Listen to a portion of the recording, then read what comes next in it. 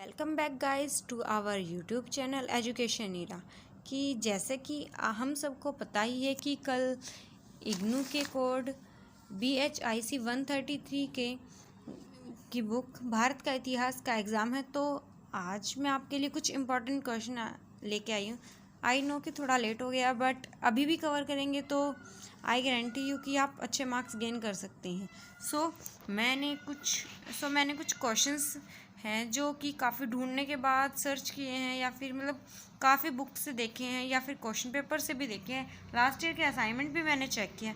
ये कुछ क्वेश्चंस हैं जो कि एग्ज़ाम के पॉइंट ऑफ व्यू से काफ़ी इम्पोर्टेंट है। आप मेरी मानिए, इनको ज़रूर कवर करके जाइएगा। और इग्नू के इसी कोड के लिए मैंने एक वीडियो और भी बनाई है जो कि आप मेरे चैनल पर जाकर देख सकते हैं। वो भी मोस्ट इम्पॉर्टेंट क्वेश्चन है एंड 99% चांसेस हैं कि वो क्वेश्चन एग्ज़ाम में आता ही है। ज़्यादा टाइम ना वेस्ट करते हुए मैं क्वेश्चंस आपको बताती हूँ। और अगर आपको इन क्वेश्चंस की PDF चाहिए तो आप मेरे टेलीग्राम चैनल को ज्वाइन कर सकते हैं, जिसका लिंक मैं आपको डिस्क्रिप्शन में दे दूँगी। हम क्वेश्चन स्टार्ट करें। फर्स्ट क्वेश्चन है, एकता प्रणाली क्या है एवं इसका उद्देश्य क्या है। ये क्वेश्चन एग्ज़ाम के पॉइंट ऑफ व्यू से काफ़ी इम्पोर्टेंट है और ये काफ़ी बार एग्ज़ाम में आता है। आप इस क्वेश्चन को ज़रूर करके जाइएगा। ये हिस्ट्री के आई थिंक चैप्टर नंबर 9 में है। ओके, ध्यान से देख लीजिए, या फिर आप सर्च भी कर सकते हैं कहीं से, क्योंकि मेरे पास इतना टाइम नहीं था कि मैं हर क्वेश्चन को बता पाऊँ आपको, क्योंकि टाइम भी थोड़ा ही है। इसलिए मैंने आपको सिर्फ क्वेश्चन एक्सप्लेन कर रही हूँ। सेकंड क्वेश्चन है, सूफी आंदोलन के प्रमुख सिद्धांत या विशेषताओं को लिखिए। क्वेश्चन नंबर 3, मुगलों के भू राजस्व प्रशासन का वर्णन करो।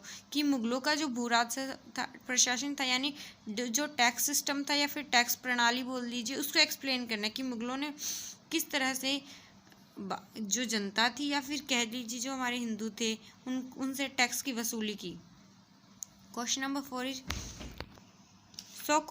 4 इज मुगल वास्तुकला कला और संस्कृति पर विस्तृत चर्चा करें अथवा उन पर नोट लिखें। इसमें हमें जो मुगल साम्राज्य थे उसकी जो वास्तुकला थी या फिर उसका आर्किटेक्चर बोल सकते हैं, उसकी कला, उसकी संस्कृति यानी उसका कल्चर वगैरह, या फिर उसके अंदर क्या आर्ट हुआ था, तो उसके बारे में हमें इसमें लिखना है। क्वेश्चन नंबर 5 इज अलाउद्दीन बाजार व्यवस्था क्या थी, उसके सभी पहलुओं पर प्रकाश डालिए। क्वेश्चन नंबर 6 इज भक्ति आंदोलन की विवेचना कीजिए। क्वेश्चन नंबर 7 इज जागीरदारी प्रथा क्या थी, इसके विभिन्न रूपों की चर्चा कीजिए। ये क्वेश्चन भी एग्ज़ाम के पॉइंट ऑफ व्यू से काफ़ी इम्पोर्टेंट है, और ये क्वेश्चन भी आपको एकता व्यवस्था वाले चैप्टर यानी 9 चैप्टर में मिल जाएगा। ये एकता व्यवस्था और जागीरदारी प्रथा दोनों एक ही चैप्टर के क्वेश्चन है, बट दोनों काफ़ी इम्पोर्टेंट है। Next question is question number 8, Mughal काल में स्त्रियों की स्थिति कैसी थी तथा मुगलकालीन प्रसिद्ध महिला के बारे में बताइए। इस क्वेश्चन में आपको मुगल शासन के दौरान महिलाओं की जो स्थिति उसके बारे में बताना है कि मुगलों के टाइम पीरियड के दौरान की, जैसा कि हम जानते हैं कि मुगलों के टाइम पीरियड के दौरान महिलाओं की स्थिति काफ़ी दयनीय थी। उनके साथ काफ़ी अत्याचार होता था, लूटपाट, या फिर उन्हें जागीर की तरह इस्तेमाल किया जाता था।